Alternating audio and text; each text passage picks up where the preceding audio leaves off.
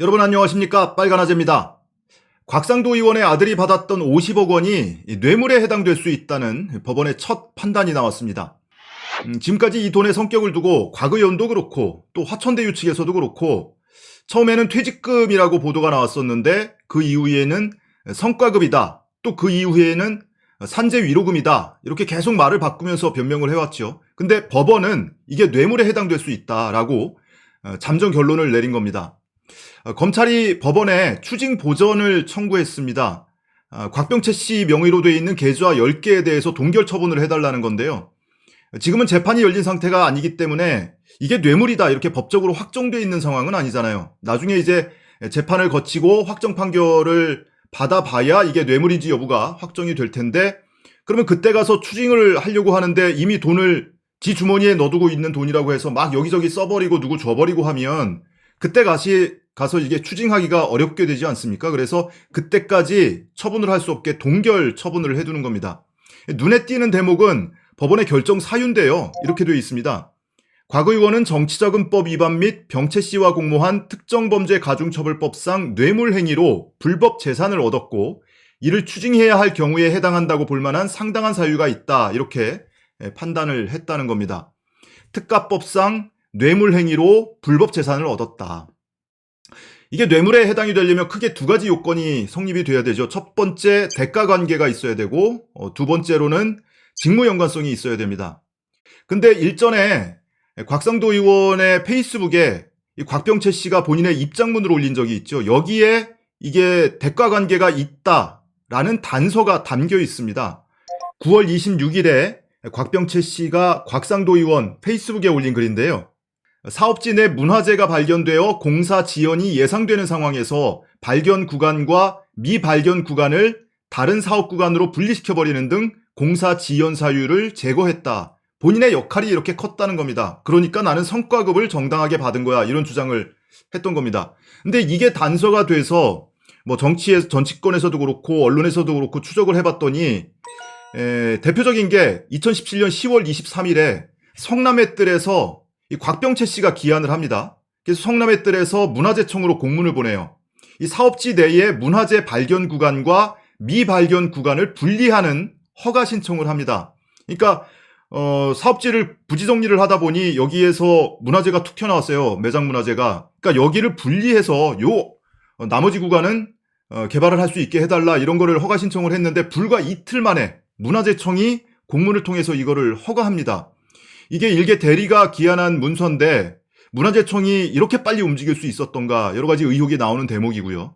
그 밖에 정밀 발굴 조사를 비상식적으로 아주 일부만 이 발굴 조사를 했다. 그리고 정밀 시굴 발굴 지역은 사업에 지장이 없는 아주 손톱만한 한 귀퉁이에 몰아서 정밀 시굴 발굴 조사를 했다. 이런 여러 가지 정황들이 뭔가 외압이 영향력이 작동한 것 아니냐. 이런 대가 관계가 있는 것 아니냐. 그리고 실제로 이런 대가 관계가 있었는지에 대해서는 그동안 검찰이 수사를 통해서 뭔가 추가로 발견해낸 게 있고 그거를 소명을 했으니까 법원에서 이 추징 보전을 받아들이지 않았을까 싶습니다. 그리고 직무 연관성에 대해서도 살펴볼 필요가 있는데 당시에 곽상도 의원이 국회 문체위 위원이었습니다. 청와대에서 민정수석을 하다 나와서 조금 있다가 국회 당선돼서 문체위 위원을 하고 있었거든요. 그러니까 얼마든지 문화재청이라든지 문화체육관광부에 영향력을 행사할 수 있는 지위에 있었다. 이런 것도 아마 고려가 되지 않았을까 싶습니다. 자, 그러면 이게 특가법상 뇌물 혐의로 만약에 인정이 된다면 형량을 얼마 받을까요? 형량을 얼마 받을까요? 이 특가법은 말 그대로 특정한 범죄를 저질렀을 경우에 처벌을 가중하는 겁니다. 여기에는 뇌물도 있고요. 그리고 마약 범죄도 있고 상습 강도, 뭐 또 보복 범죄 이런 것들에 대해서 가중할 수 있는 기준이 정해져 있습니다. 근데 뇌물죄의 경우에는 1억 원 이상의 뇌물을 받았을 경우에 형량이 무기징역, 최소 10년 이상의 징역에 처하도록 규정이 되어 있습니다. 1억 이상일 경우에. 근데 곽상도 의원은 지금 무려 50억 원에 달하는 뇌물 혐의를 받고 있죠.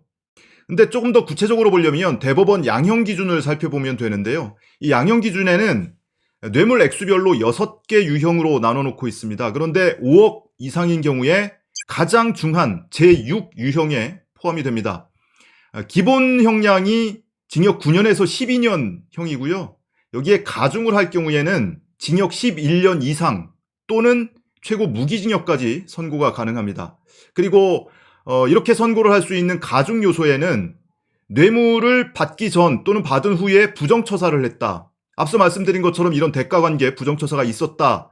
뭐 이런 것이 인정이 된다면 가중 요소로 취급이 될 거고요. 그리고 3급 이상 공무원이 뇌물을 받았다. 이런 경우에도 가중 요소가 됩니다. 국회의원은 정무직 공무원, 뭐 흔히 장관급이라고 하죠. 그래서 3급 이상 공무원에 해당이 될 거다 이런 거고요.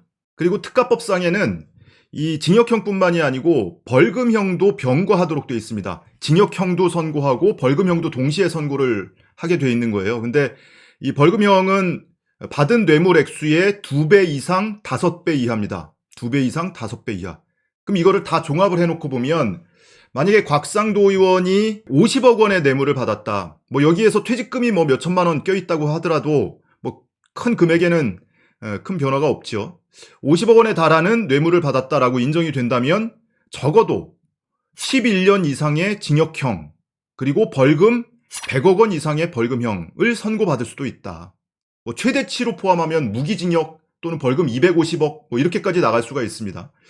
물론 실제 재판을 통해서 우선은 이게 뇌물에 해당이 되느냐, 그리고 이 중에 뇌물에 해당되는 액수가 얼마냐, 그리고 여러 가지 뭐 범죄의 양태 뭐 이런 것들을 종합적으로 따져봐야 최종 형량이 나올 수 있겠습니다만은 그냥 대충 지금 나와 있는 공개되어 있는 기준으로만 놓고 볼 때 이런 정도의 선고가 가능하다. 이런 거를 한번 그냥 계산을 해봤습니다. 참고로 박근혜 씨가 선고를 받았던 게 뇌물죄로 선고를 받은 게 징역 15년 그리고 벌금 180억 원을 선고를 받았습니다.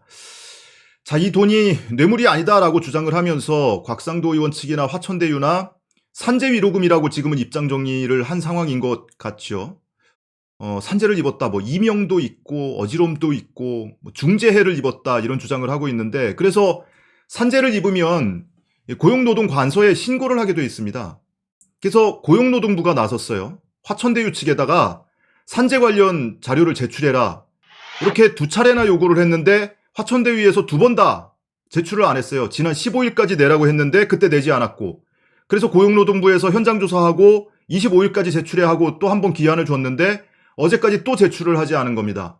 뇌물 혐의를 벗을 수 있는 기회를 주고 있는 건데 자료를 왜 안 낼까요? 자료가 없으니까. 산재를 입증할 만한 자료가 없으니까 못 내고 있는 거죠. 관련 법은 산업안전보건법을 보면요. 이 산재를 은폐하면 안 됩니다. 처벌받아요. 54조에 보면 사업주는 중대재해가 발생했을 때 즉시 해당 작업을 중지시키고 근로자를 작업 장소에서 대피시켜야 한다 이런 조항이 있고요. 그리고 그 2항에 보면 사업주는 중대재해가 발생한 사실을 알게 된 경우에는 고용노동부령으로 정하는 바에 따라 지체 없이 고용노동부 장관에게 보고해야 된다 이렇게 되어 있습니다.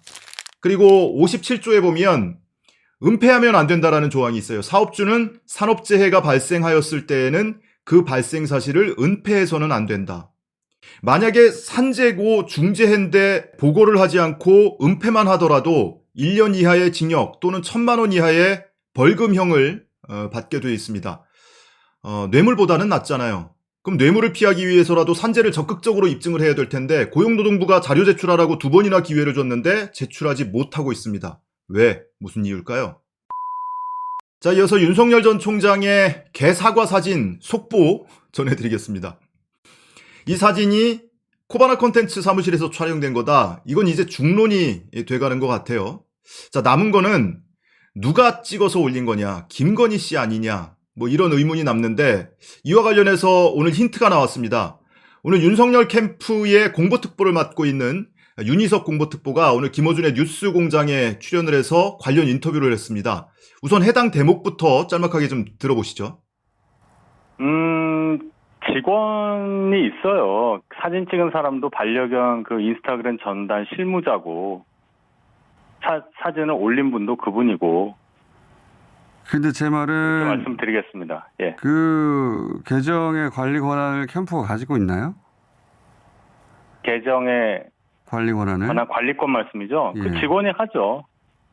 그 직원은 캠프의 소속이고? 캠프 소속이라고 봐야 되지 않겠습니까? 뭐 캠프라는 것이 이렇게 막 회사처럼 명부가 다 있고 그 사람들에게 뭐 4대 보험을 보장하고 이런 게 아니잖아요. 윤석열 후보를 위해서 일하는 사람이라면 캠프 직원이라고 봐야 되는 게 아닌가 생각합니다. 통상 캠프라고 하면 캠프 사무실에 나와서 캠프의 일관된 가이드라인을 따르고 지시를 따르는 사람을 말하는 건데 그 실무자가 혹시 부인이 직접 관리하고 통제하는 거 아닌가요? 그건 제가 알 수 없습니다. 그건 잘 모르신다. 예. 지금까지는 윤석열 전 총장이나 캠프 측에서 해명하기를 캠프 실무자라고 해명을 해왔잖아요. 그리고 그렇게 언론에 보도가 되고 있잖아요. 근데 캠프 소속이 아니다. 강하게 저는 추정을 합니다. 지금 윤희석 공보특보 말만 보더라도 직원이 그 인스타에 올렸다는 직원이 캠프 소속이냐라고 했더니 캠프 소속이라고 봐야 하지 않냐. 윤석열 후보를 위해서 일하는 사람이라면 캠프 직원이라고 봐야 된다. 그리고 그 SNS 계정을 부인이 직접 통제하거나 관리하는 게 아니냐라고 물었더니 그건 알 수 없다 이렇게 얘기를 합니다. 제가 엊그제 중앙 썬데이에서 보도됐던 굉장히 중요한 대목 소개해드린 바가 있죠. 캠프 관계자 왈, 캠프 내에 SNS 계정에 접근할 수 있는 권한을 가진 사람이 아무도 없었다. 캠프 내부에서는 SNS 계정 운영권을 가져와야 한다는 문제제기가 수차례 있었다. 자, 종합해놓고 보면 이 사진을 찍어서 올린 건 김건희다. 그리고 다른 누군가가 조력자가 있다고 해도 그거는 캠프 직원이나 캠프 실무자가 아니다. 그럼 누구냐? 김건희 씨가 혼자 했던지, 자기 가족끼리 했던지, 또는 누군가 도와주는 사람이 있었다면 김건희 씨가 고용하고 있는 코바나 컨텐츠 직원, 그도 아니라면 김건희 씨 개인적으로 아는 사람. 김건희 씨가 아는 사람, 자기 지인을 불러다가 국민들 엿먹으라고 자꾸 사과하라고 하니까 걔 데려다가 사과 갖다 놓고 구도 맞춰가지고 사진 찍고 킥킥대면서 올렸을 거 아니에요. 경상도 사투리 쓰면서 나랜데에 이래가면서 니는 추루무라 이러면서 그러면서 자기 지인하고 앉아가지고 그 짓을 하고 있었다. 이러니까 박근혜와 최순실이 떠오르는 거 아니겠습니까?